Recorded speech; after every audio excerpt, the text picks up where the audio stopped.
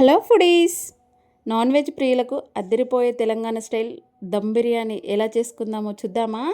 Late ఎందుకు, మరి ప్రాసెస్లోకి వెళ్దామా? ముందుగా ఒక బౌల్లో వాష్ చేసుకున్న చికెన్ని తీసుకోవాలి.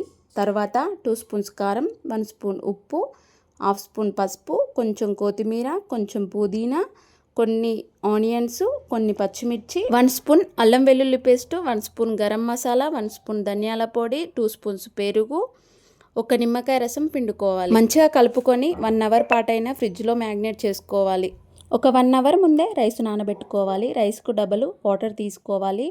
ఆ వాటర్లో బగారా ఐటమ్స్ అన్నీ వేసుకొని కొంచెం కొత్తిమీర, కొంచెం పుదీనా, కొంచెం సాల్ట్ వేసుకొని మరిగేటప్పుడు అందులోకి రైస్ వేసుకోవాలి. రైస్ 70% ఉడికినాక తీసి పక్కన పెట్టుకోవాలి. తర్వాత ఒక లేయర్ రైస్, ఒక లేయర్ చికెన్ వేసుకోవాలి. లాస్ట్కు కొంచెం కొత్తిమీర, కొంచెం పుదీనా, కొంచెం ఫుడ్ కలర్ 15 మినిట్స్ లో ఫ్లేమ్లో 10 మినిట్స్ ఉంచుకుంటే వేడి వేడి బిర్యానీ రెడీ. ప్లీజ్ సబ్స్క్రైబ్ చేసుకోండి.